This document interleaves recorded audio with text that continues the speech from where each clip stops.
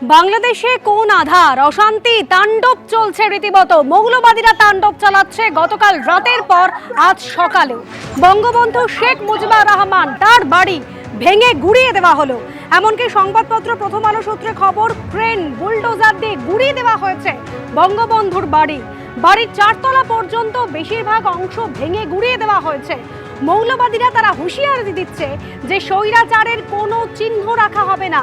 বঙ্গবন্ধুর বাড়ির দেওয়ালে বিভিন্ন জায়গায় লাল কালি দিয়ে লেখা হয়েছে স্বৈরাচারীরা সাবধান।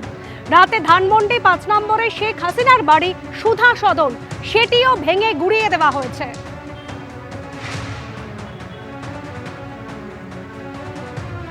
সরাসরি চলে যাবো আমাদের প্রতিনিধি অর্ণব মুখোপাধ্যায় রয়েছেন আমাদের সঙ্গে। অর্ণব, তালিবানি শাসন চলছে বাংলাদেশে, যে নৈরাজ্যের চিহ্ন, যে তাণ্ডব আমরা দেখেছি বাংলাদেশ জুড়ে, এবার নিজেদের ইতিহাসও ভুলেছে বাংলাদেশ।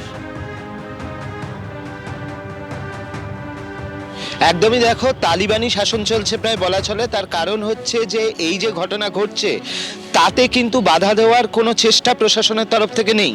গতকাল আমরা দেখেছিলাম পুলিশ প্রশাসন বাংলাদেশের বলেছিল যে তাদের কাছে এই যে কর্মসূচি তার কোনো খবর নেই, অথচ গতকাল সকাল থেকেই উত্তাল ছিল যে শেখ হাসিনা যখন বক্তব্য রাখবেন তার আগেই একটা ঘোষণা দেওয়া হয়েছিল যে লং মার্চ টু হচ্ছে ধানমন্ডি 32, এবং সেই জন্য বিভিন্ন জায়গা থেকে লোকজন মৌলবাদীরা তারা জড়ো হন এবং তারা হামলা চালান হচ্ছে এই বাড়ির ওপর, যে বাড়ি হচ্ছে একটা জাতীয় ঐতিহ্য এবং যে বাড়ি হচ্ছে বাংলাদেশের নিজস্ব ইতিহাসের একটা অধ্যায় বলা চলে।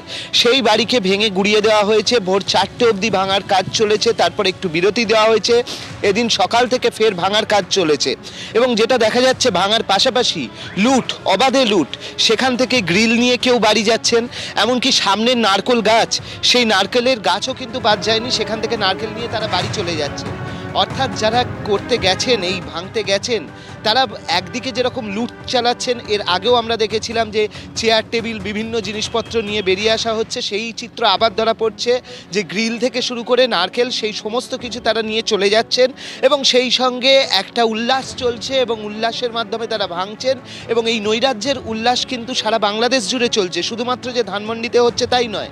দেখা যাচ্ছে যে বিভিন্ন জায়গায় রাবিতে হচ্ছে, তার পাশাপাশি বেগম রোকেয়া যে বিশ্ববিদ্যালয় রয়েছে সেখানে হচ্ছে, রাজশাহী বিশ্ববিদ্যালয় হচ্ছে, তার পাশাপাশি যেখানে যেখানে তাদের কোনো মূর্তি রয়ে গিয়েছে, বঙ্গবন্ধুর মূর্তি রয়ে গিয়েছে, এবং সেই সমস্ত জায়গায় ভাঙচুর চলছে। সুধা সদনের কথা বলছিলে, সেই সুধা সদনে অগ্নিসংযোগ চলছে। এমনকি এরকমও তথ্য আসছে যে সেখানে কিছু রেসিডেন্সিয়াল এরিয়া রয়েছে যার সঙ্গে হাসিনার যোগসূত্র শুদ্ধ নেই, সেই জায়গাতেও কিন্তু অগ্নি সংযোগ করা হয়েছে এবং সেই অগ্নিসংযোগ করা হয়েছে, দমকলের গাড়িও ঢোকানো হচ্ছে না, এরকম ঠিক পরিস্থিতি হয়ে গেছে।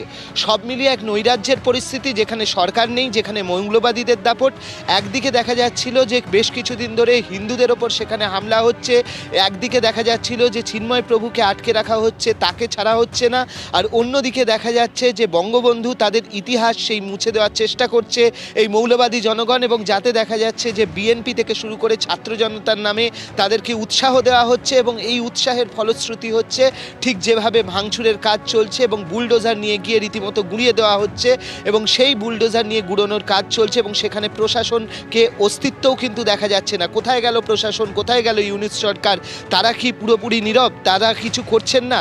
দুজন সেনাবাহিনীর লোক নামছেন, তারা নাকি যাচ্ছেন হচ্ছে যে বুলডোজার আটকাতে। যেখানে প্রচুর মানুষ এখানে জড়ো হচ্ছেন, সেখানে মৌলবাদীরা জড়ো হচ্ছেন, সেখানে 2-1 জন যাচ্ছেন হচ্ছে বুলডোজার তারা আটকাতে যাচ্ছেন। কি বার্তা তারা দিতে যাচ্ছেন?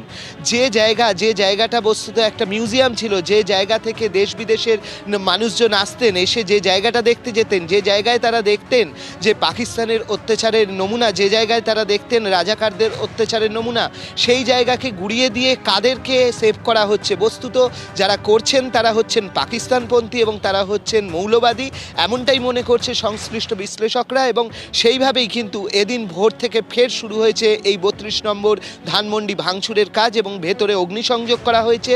যেমনটা বলা হচ্ছে যে এদিন বিকেলের মধ্যে প্রায় গুঁড়িয়ে মাঠ করে দেওয়া হবে এবং ধূলিসাৎ হয়ে যাবে বাংলাদেশের এক ঐতিহ্য, বাংলাদেশের ইতিহাসের একটা অধ্যায়। একেবারে অর্ণব, বাংলাদেশের ঐতিহ্য, বাংলাদেশের ইতিহাস এভাবেই ভেঙে গুড়িয়ে দেওয়ার চেষ্টা চলছে।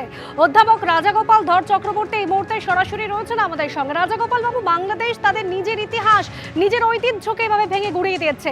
বঙ্গবন্ধুর বাড়ি, শেখ হাসিনার ভাবি নৈরাজ্য চলছে, গতকাল থেকে তাণ্ডব চলছে। কিন্তু প্রশ্নটা হচ্ছে, প্রশাসন কোথায়? কেন মোহাম্মদ ইউনূস সরকারের পুলিশ বা সেনাকে কোথাও দেখা যাচ্ছে না? এ তো মৌলবাদীদের তাণ্ডব চলছে রাজাগোপাল বাবু। হ্যাঁ, দেখুন, এটাই তো বাংলাদেশের বর্তমান যারা শাসক আছেন তারা চাইছে। তারা 6 মাস হয়ে গেল, তারা যে কারণে তাদেরকে বসানো হয়েছিল যে তারা দেশে বৈষম্য দূর করবেন, তারা সাধারণ মানুষের যে চাহিদা সেটা মেটাবেন। সাধারণ মানুষ খুব কম জিনিসই চায়, তারা চায়, যারা খেয়ে পড়ে বাঁচতে চায়, জিনিসপত্র বাজার থেকে সঠিকভাবে কিনতে চায়, চাকরি পেতে চায়, এটাই সাধারণ মানুষ চায়। কিন্তু অপারক যারা উপদেষ্টা মন্ডলীতে আছেন তাদের মধ্যে নোবেল লরেট রয়েছে, কিন্তু অপারক, কোনোভাবেই তারা এসব কাজ করতে তারা পারছেন না বা তারা উদ্যোগী নন।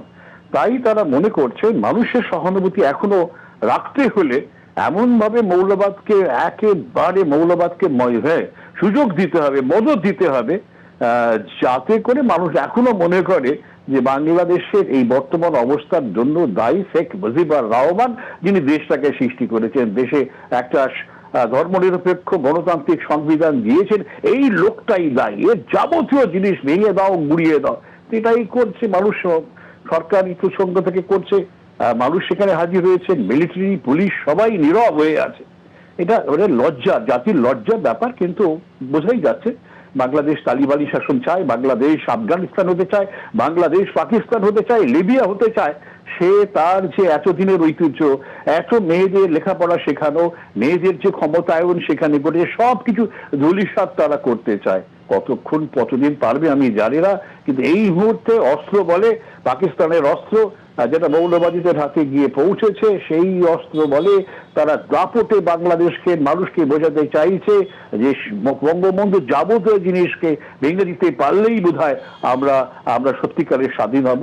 এখনো সে টাকাতে ছড়াতে পারিনি। বাংলাদেশের যে টাকা, সেখানে বঙ্গবন্ধুর ছবি আছে, সেটা বেশ ব্যয়বহুল। সেটা পরিবর্তন করে কিছু করাটা বেশ কয়েক হাজার কোটি টাকা খরচা হবে। সেই দিকে তারা বোধহয় এক্ষুনি অগ্রসর হতে পারবে না। তাই কিছু বুঝতে অসুবিধা হবে, তবে সবচেয়ে অসুবিধা হবে মানুষের মন থেকে বঙ্গবন্ধুকে মুছে দেওয়া। যে এখনো মানুষ জানে বঙ্গবন্ধু কি করেছেন, তার পরিবার কি করেছে, বা দেশের স্বাধীনতা কিভাবে এসেছে। একবার যদি মানুষ গণতন্ত্র পায়, একবার যদি মানুষ বোঝে ধর্মনিরপেক্ষতার মূল ভিত্তি, সে কখনোই সেই পুরো মৌলবাদে ফিরতে পারে না। তবে মানুষকে জোর করে নিয়ে যাবার চেষ্টা, অসহায় মানুষ, নিরুপায় মানুষ, ধর্মান্ধ মানুষ, তারা মনে করছে বোধহয় মৌলবাদী তার একমাত্র বাঁচার পথ।